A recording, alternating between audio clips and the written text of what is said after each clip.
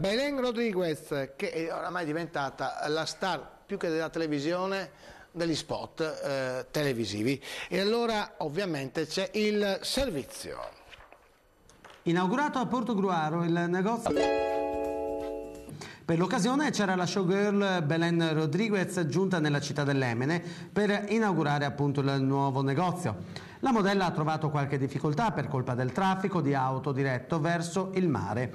Ad attenderla oltre 1 migliaio di persone, tra cui molti bambini. Da gennaio 2009 la modella argentina presentò insieme a Claudio Amendola e Teo Mammucari l'11ª edizione del popolare programma Scherzi a parte. Da qui ha preso il volo per il concorso a premi Sarabanda, esibendosi anche come cantante e incidendo la sigla del programma. Quest'anno Belén Rodriguez è stata protagonista al Festival di Sanremo nella serata dedicata ai duetti, affiancando Toto Cutugno nell'esecuzione del brano Aeroplani. Oggi è una nota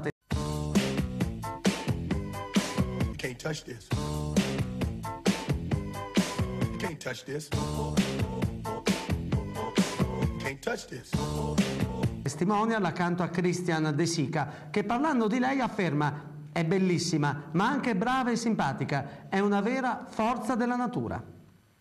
In rappresentanza dell'amministrazione comunale all'inaugurazione c'era l'assessore alle politiche giovanili Irina Drigo. Il negozio, situato in via è il 16° della nota catena di negozi, un gruppo diffuso in Veneto e Friuli che sempre si è distinto per un forte orientamento al cliente e al servizio.